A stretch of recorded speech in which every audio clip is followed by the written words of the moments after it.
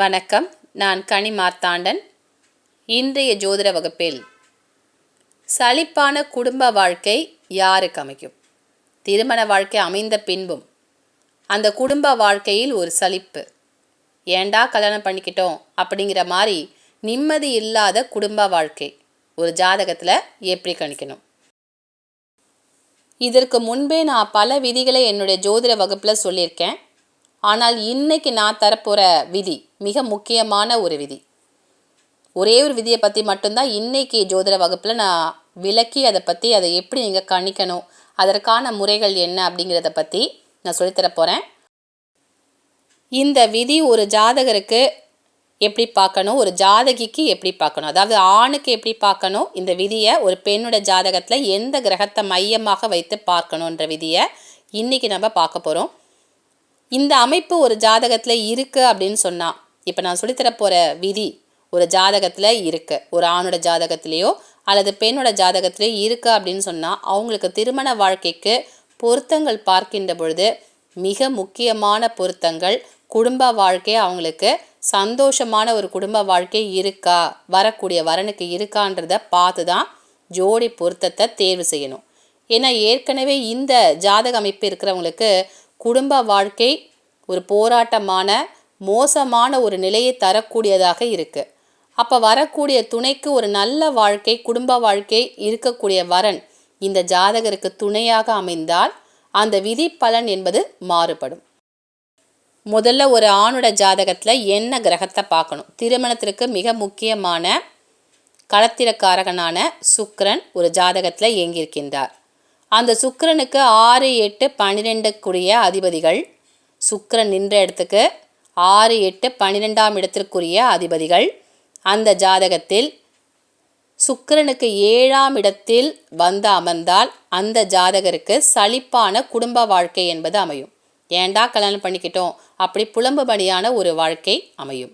இதே ஒரு பெண்ணோட ஜாதகத்தில் செவ்வாய் நிற்கக்கூடிய ராசிக்கு 6, 8, 12ஆம் இடத்து அதிபதிகள் செவ்வாய் நிற்கக்கூடிய ராசிக்கு 7ஆம் இடத்தில் வந்து அமர்ந்தாலும் அந்த பெண்ணோட வாழ்க்கை சிறப்பாக இருக்காது.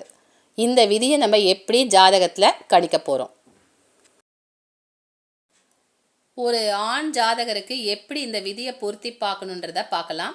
இந்த ராசி கட்டத்தில் லக்கணமோ ஸ்தானங்களோ நான் எடுக்கலை, சுக்கிரனை மட்டும்தான் அடிப்படையாக இந்த விதியை நம்ம எடுத்துக்கணும்.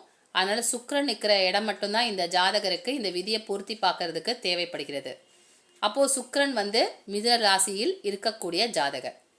சுக்கிரனுக்கு 6ஆம் இடம் என்பது விருச்சிகத்தை காட்டும், 8ஆம் இடமாக மகர வீடு, 12ஆம் இடமாக ரிஷப வீடு, 6, 8, 12 ஆகிய துர்ஸ்தானங்கள்.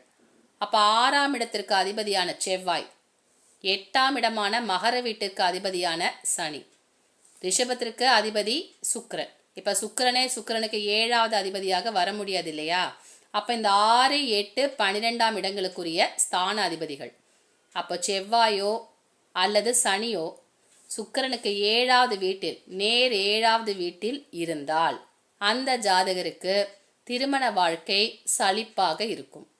அந்த திருமண வாழ்க்கை நிம்மதி தராத ஒரு வாழ்க்கையாக அந்த ஜாதகருக்கு அமையும். இதுதான் இந்த ஜாதகத்தில் எடுக்க வேண்டிய முக்கியமான விதி அமைப்பு. இப்போ சுக்கிரனுக்கு நேர் 7ஆவது வீட்டில் 6 அல்லது 8ஆம் இடத்து அதிபதியான இப்போ செவ்வாய் வந்து இருக்காரு அப்படின்னு சொன்னால் இந்த ஜாதகருடைய திருமண வாழ்க்கை கொஞ்சம் மோசமான ஒரு திருமண வாழ்க்கையாக, நிம்மதி இல்லாத ஒரு திருமண வாழ்க்கையாக அந்த ஜாதகருக்கு அமையும். இப்போ உங்களுக்கு விதி புரிஞ்சிருக்கும், எப்படி இந்த ஜாதகத்தில் இதை பொருத்தி பார்க்கணுன்ற விதி உங்களுக்கு புரிஞ்சிருக்கும்னு நினைக்கிறேன். இப்போ இந்த விதியை ஒரு பெண்ணோட ஜாதகத்தில் பார்க்கணும் அப்படின்னு சொன்னால் செவ்வாய் இந்த ஜாதகத்தில் எங்கே இருக்கின்றார் அப்படின்னு பார்க்கணும். ஏன்னா செவ்வாய் என்பவர் கணவரை குறிக்கக்கூடிய கிரகம். அதே மாதிரி ஒரு பெண்ணோட ராசி கட்டத்தில் செவ்வாய் நிற்கக்கூடிய இடம் என்ன? நமக்கு வந்து ராசியோ லக்கணமோ ஸ்தானங்களோ இந்த விதிக்கு தேவை கிடையாது. செவ்வாய் நிற்கக்கூடிய ஸ்தானம் என்ன? இப்போ இந்த ஜாதகருக்கு செவ்வாய் மீன ராசியில் இருக்கக்கூடிய அமைப்பு. அப்போ செவ்வாய் நிற்கக்கூடிய ஸ்தானத்திற்கு 6ஆம் இடமாக சிம்ம வீடு வரும். 8ஆம் இடமாக துலாம் ராசி வரும். அதுக்கப்புறமா 12ஆம் இடமாக கும்பராசி வரும். இந்த வீட்டிற்குரிய அதிபதிகள் 6ஆம் இடத்து அதிபதியான சூரியனோ அல்லது 8ஆம் இடத்து அதிபதியான சுக்கிரனோ 10ஆன சனியோ இந்த ஜாதகத்தில் செவ்வாய்க்கு நேர் 7வது கட்டத்தில் இருக்கு அப்படின்னு சொன்னால் இந்த பெண்ணுடைய வாழ்க்கை சலிப்பானதாக, திருமண வாழ்க்கையில் நிம்மதி இல்லாத ஒரு சூழலை தரக்கூடியதாக அமையும். இப்படி தான் ஜாதகத்தில் முக்கியமான இந்த விதியை நம்ம கணிக்கணும். இன்னைக்கு வகுப்பில் குடும்ப வாழ்க்கையில் பிரச்சனையை தரக்கூடிய ஒரு விதியை நீங்கள் பார்த்துருப்பீங்க. ரொம்ப சுலபமான இந்த விதியை நீங்கள் எல்லாருடைய ஜாதகத்திலையும் ஈஸியாக கணிச்சிடலாம். இந்த விதிக்குரிய பலன்கள் குடும்ப வாழ்க்கை ரொம்ப சலிப்பாக இருக்கும். இந்த மாதிரி ஒரு ஜாதக அமைப்பு இருக்கின்றவர்களுக்கு வரக்கூடிய வரனுக்கு ஒரு நல்ல குடும்ப வாழ்க்கை, இந்த அமைப்பு இல்லாத ஒரு குடும்ப வாழ்க்கை இருக்கக்கூடியவங்கள பொருத்தினால் அந்த குடும்ப வாழ்க்கை சரியானதாக இருக்கும். இல்லைன்னா 2 பேருக்குமே சலிப்பான வாழ்க்கை அப்படின்னு சொன்னால் கடைசியில் அந்த திருமண வாழ்க்கை இல்லாமல் திருமண முறிவு என்பது ஏற்படும். மீண்டும் அடுத்த வகுப்பில் உங்களை சந்திக்கின்றேன். நன்றி, வணக்கம்.